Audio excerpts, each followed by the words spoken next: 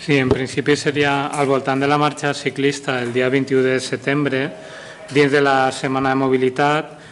La regidora Karen Jansen l'havia qualificat d'èxit de la marxa, però jo crec que hauríem de fer una reflexió col·lectiva i veure què està fallant. Quan pensem que al voltant d'una trentena de ciclistes van participar en la volta, en la marxa, molts d'ells no eren de Xirivella, quan els ajuntaments d'Alaquàs i Aldaia se van desvincular, quan hi hagueren entitats del poble, com la Plataforma de Transport Públic o la Federació d'Associacions Veïnals de Xirivella, que pareix que no se sumaren o que no van fer difusió de l'acte, i només Podem Xirivella i Compromís, com a partits amb implantació, se van volcar en la difusió o en la participació en la marxa. Per altra banda, l'alcalde i el regidor del PSOE iniciaren la marxa, però no passaren de fake-ho, no sé si perquè allí n'hi havia una senyal que hauria de preocupar-nos, perquè fica que només poden passar persones caminant i, per tant, seria una cosa que hauríem de reclamar a Foment, perquè aquest pont no té sentit que no puguen passar ciclistes. Té sentit que la prioritat siga per als vianants, però no té sentit que no passen ciclistes. I cada dia són centenars les persones que se la juguen passant per el pont amb bicicleta o a peu, per no parlar de les queixes que tenim de les persones que van en cadira de rodes i que a l'acabar la rampa n'hi hagi a un clot. Nosaltres des de Compromís portem des de 2007 reclamant aquesta connexió adequada amb la ciutat de València i entenem que la marxa serveix, evidentment, per a demanar a l'Ajuntament de València que s'afanyen a acabar i completar el carril bici per a l'avinguda del CID, però també hauríem de demanar a altres entitats o altres administracions, que ens va sorprendre que des de l'Ajuntament no se fareix èmfasi, per exemple, a Foment, que dignifique i humanitzi l'entrada a València implantant solucions urbanes, que facilite el transport públic col·lectiu, autobusos, entenem que la bicicleta o el carril bici és una mesura més per a aquesta mobilitat sostenible que justament estaria vinculada amb la moció que hem aprovat fa un ratet, que habilite, que hauria de ser la solució, vies segregades accessibles d'una banda per a vianants i persones amb mobilitat reduïda i per altra per a ciclistes, i també per restaurar una connexió històrica amb la unitat amb el barri de la Llum i la resta de Xirivella tallada pel Plan Sur. També resultaria important, i s'ha reclamat en diferents ocasions, però amb poc d'èxit, que s'elevara la barana del pont com a element de seguretat davant possibles accidents i també com a element dissuasiu davant suïcidis. Per exemple, els ponts de connexió d'entrada de Torrent Picanya a València o de connexió Mislata Quart sí que tenen aquesta sobreelevació de les baranes, una millora de la il·luminació, que també s'ha sol·licitat en diferents ocasions, o el manteniment adequat de les juntes de dilatació del pont. I també hauríem de demanar que la Conselleria d'Habitatge i Obres Públiques i Vertebració del Territori també treballara en la implantació de les mesures referides a mobilitat no motoritzada previstes en el Pla Bàsic de Mobilitat. Per tot això, no entenem que pareix ser que les crítiques se centraren al regidor que porta mobilitat en la ciutat de València, quan ell sí que s'ha compromès a avançar en la connexió del carril bici amb València i quan s'han donat aquestes explicacions de per què hi ha una licitació que demanaven una barbaritat de diners i se va dir que no podia ser, això se va judicialitzar i se va allargar, per desgràcia, igual que ha passat en altres projectes, inclús que duia o que havia fet bandera Podem en la legislatura passada, com era el dels horts urbans, que any rere any tornava a vindre al ple implicant potser sacrificis en altres partides del pressupost per a que es poguera dur. Per tant, el que vindríem a sol·licitar, demanar, és que l'Ajuntament reivindicara també davant de les altres administracions, València per supost, però també Foment i la Conselleria, que se faran les intervencions oportunes en el pont de Xirivella i més allà per a poder aconseguir una administració adequada. L'altre tema que volíem comentar, només portem 3 temes, és al voltant de la Mancomunitat de l'Horta Sud. Pareix ser que han hagut allí les seues desavenències entre Partit Socialista, que estava cridat a dur a tindre la presidència per els vots i per la representació, i ens agradaria saber si l'alcalde, que se va significar per un dels candidats en el que també li donava suport l'alcalde de Picanya, que nosaltres entenem que no va ser honest en el tema del Consorci d'Aigües de l'Horta, com va actuar en el moment en què se podia haver paralitzat aquesta renovació del contracte.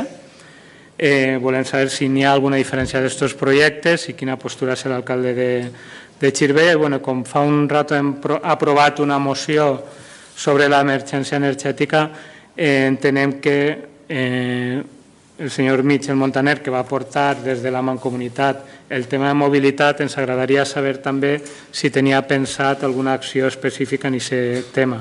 Simplement recordar-li al PP que aquesta mateixa moció que hem aprovat així, que vostès han votat en contra, en Catarroja, la mateixa moció exactament, no és que la vota el PP a favor, sinó és que la va signar.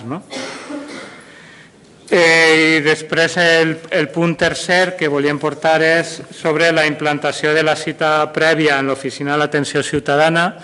És un tema que se va treballar prou en la legislatura passada, que per desgràcia no es va aconseguir, però ens consta que ja s'ha licitat i que així apareix publicat en el portal de transparència, i voldríem saber si no s'ha implantat, per què o quan està previst que s'implante.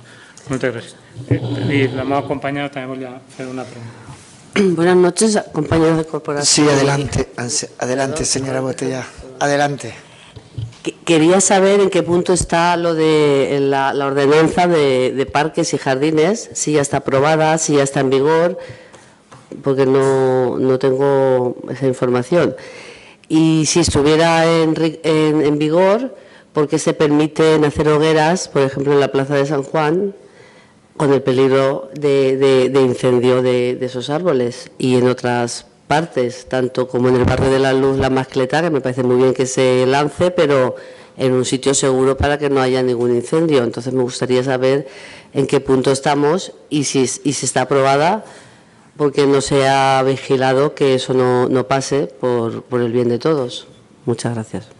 También, señor Barberá, en el tema de la mancomunidad, bueno, pues nuestro partido, ya ve usted, es tan democrático y tan participativo que, bueno, se va allí, se presenta un candidato y una candidata y, bueno, pues se elige a una persona, se vota y sale lo que sale.